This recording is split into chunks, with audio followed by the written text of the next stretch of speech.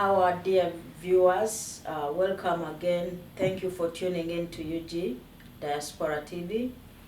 My name is Golda Namara, your host for Diaspora Finances.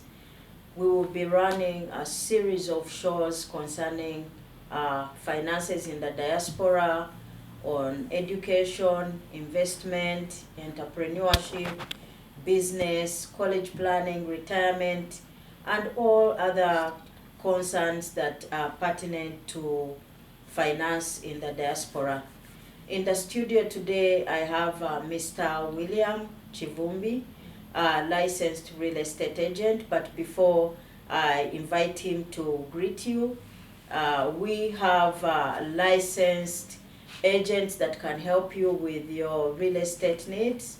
Mr. William Chivumbi, who's in the studio today, and Mr. Chuanuka Samuel, that can be reached on 617-901-8033 and 339-970-4599.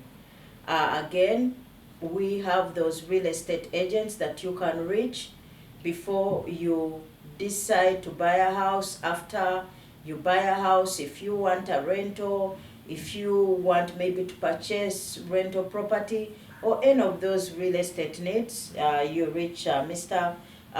Chivumbi or Mr. Chuanuka. So our dear guest, Mr. William Chivumbi, can you greet our viewers, tell them more about what do you do, how did you join the business, and then we can start on our topic for today. Thank you so much, Golda, and thank you so much, UG Diaspora TV viewers. My name is William Chivumbi, and I'm a licensed real estate agent here in the state of Massachusetts. I joined the business 7 years ago through studying and a license course for this kind of practice. I've been practicing this business 7 years now, and I help people, especially within Massachusetts, of all ethnicity. I help them purchase property and also sell the property. We also, as a company, before I actually go ahead, the company I work for is Cameron Real Estate Group, and it's based out of Wakefield, Massachusetts. And I also help people to buy land, commercial buildings, and the type of investments they want to venture into. And that's pretty much about me. Okay, William, you are welcome. And our topic for today, dear viewers, we are going to be looking at some of the things you think of, some of the things you do before you buy a house. We all yearn to have, that property. We work day and night to buy that house. But what is really required from a professional's perspective? What should you do before you buy a house? So, Mr. William, what do you think should be the very first thing, or the first two most important things that someone should think about before they think of buying a house? Thank you for that question. That's a very important question. Dear viewers, for anybody, especially if you are a resident here in the U.S., if you would like to buy property here, I would recommend the number one thing, personally, from my experience, the number one thing is working on your credit score. Credit score is simply, a system here that in the U.S. they use to, I would say, judge you on how you handle your finances. Are you able to pay back? Are you able to, purchase more using credit? How can you be able to, handle credit once it's given to you? So there's a system they use here in Massachusetts, in the U.S. To see if you can qualify for certain types of loan programs and, purchases that you, especially big major purchases that you would like to make in your lifetime here. Credit is number one for for someone who wants to buy property. And number two would be, I would say, getting your financial situation in order. Things like, having a job, are you able to show that you have some money down payment? Are you able to show that you file taxes? Those are pretty much some of the things that you need to know before going into buying property: credit and your financial situation. Yeah, that is very important information. So I also think, like you're saying, it is very important because you imagine if someone bought a house, and even if it's not for approval, your cash flow, the amount of money you're getting is not enough to pay for the house, or maybe the job is unstable, meaning that you buy the house and you'll be unable to keep it. Yes. Yes. Yeah, so for me, I really think that is very important information. Yes. Okay, so after checking the credit, making sure you have jobs that can give you enough income, making sure that you're filing your taxes, everything is in order, then what do you do next? Thank you so much. What we do next in this when in this process of getting to to buy property, there's what we call getting pre-approved.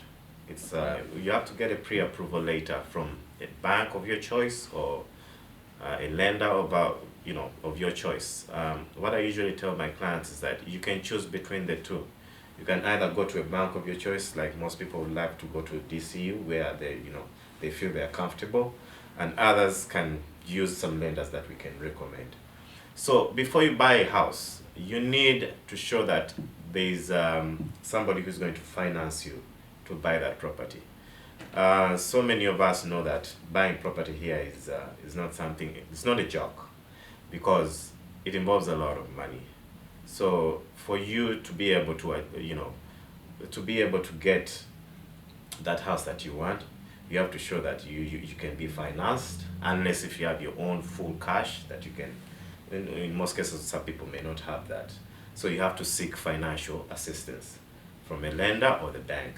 And once you go to the lender will, what I call, verify your information, verify you, get to know you better, get to know your finances, and then be able to, issue you a pre-approval later.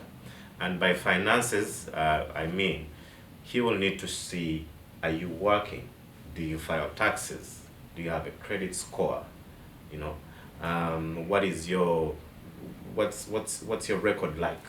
Are you a permanent resident? Are you a non-permanent resident? Are you a citizen? They look at all these parameters to be able to, to issue a loan to you, or to issue that pre-approval letter, which basically is a loan. Okay. Yeah. Yeah, that is interesting.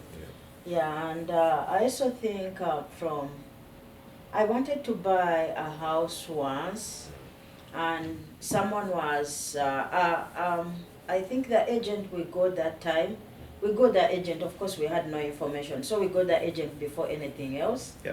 And then we started working backwards, and they were offering me this loan, and later I discovered it was at a higher interest.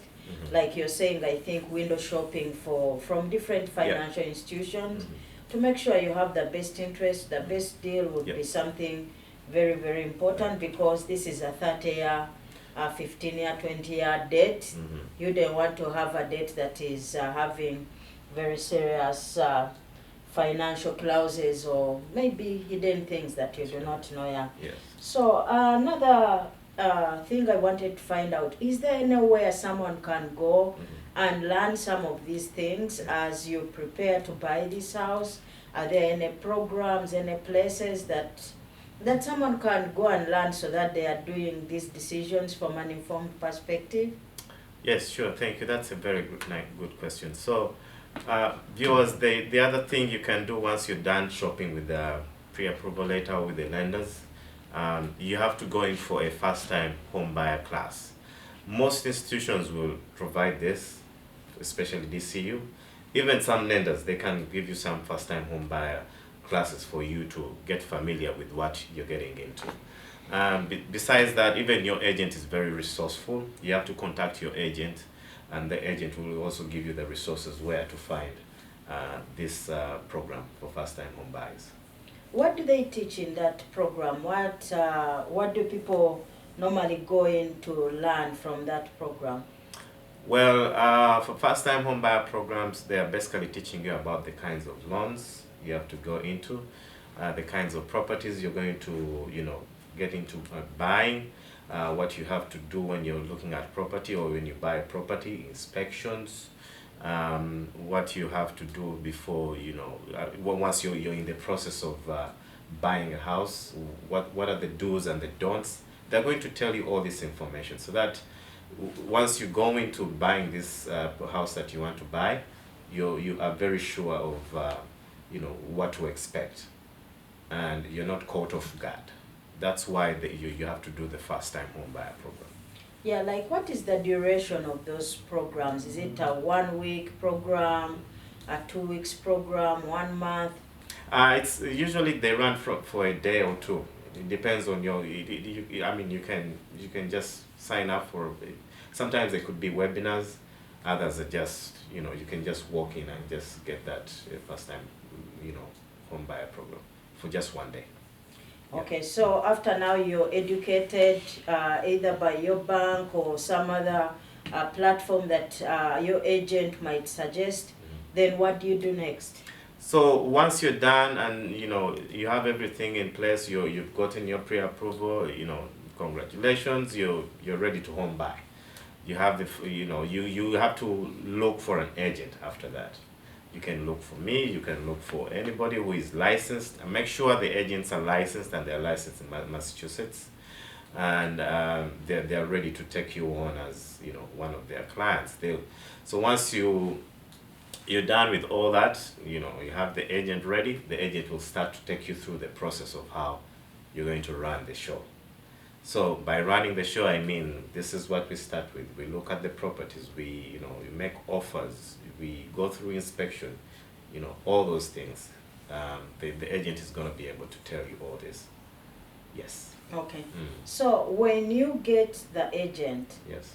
is there like any form of a binding contract that you're going to work with this person to the end? Is there a cost like you have to pay for that person moving around, or does it differ from individual company? And yeah, so That's great. Okay, so with agents, we always have we have an association that's the Massachusetts association that binds all of us.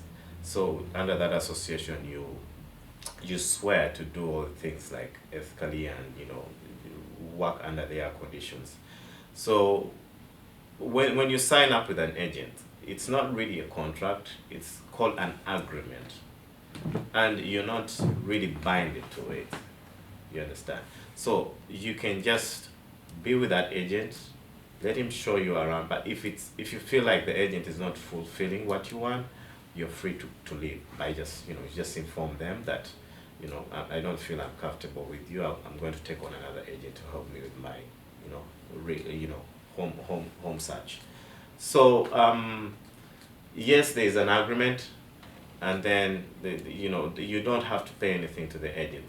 What we work on commission base.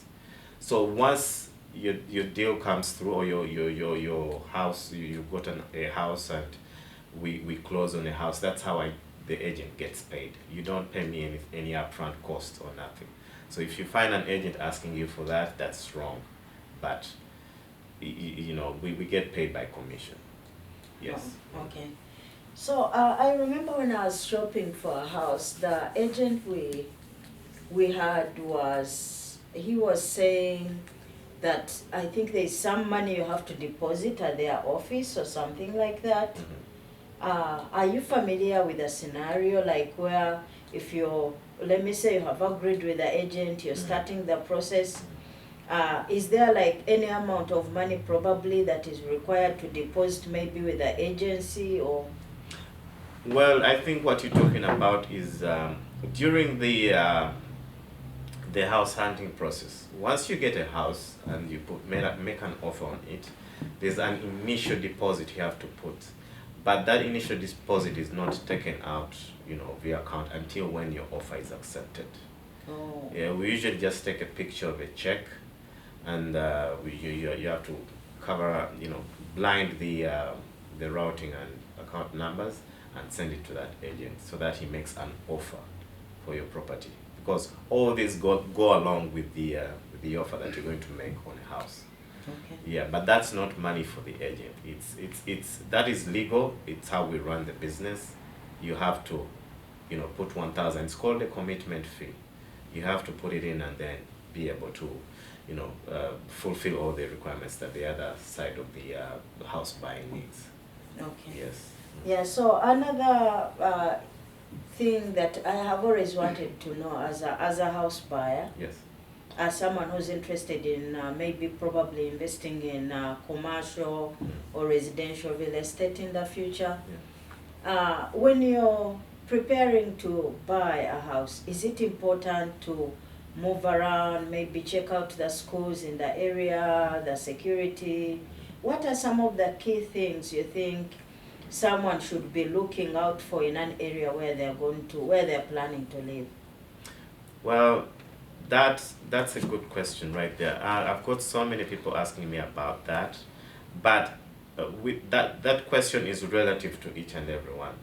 People may want places where they're secure and they have schools, better schools. Others wouldn't mind. They just want to get a house and move in. They have their money ready. They just want to get out of renting and go in.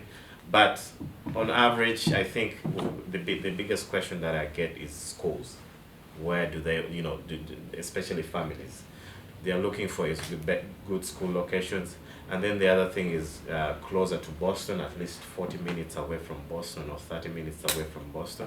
It's the proximity that they are looking at. And then the other thing is they also look at this is something that's been like most recently, people are looking at brand new properties.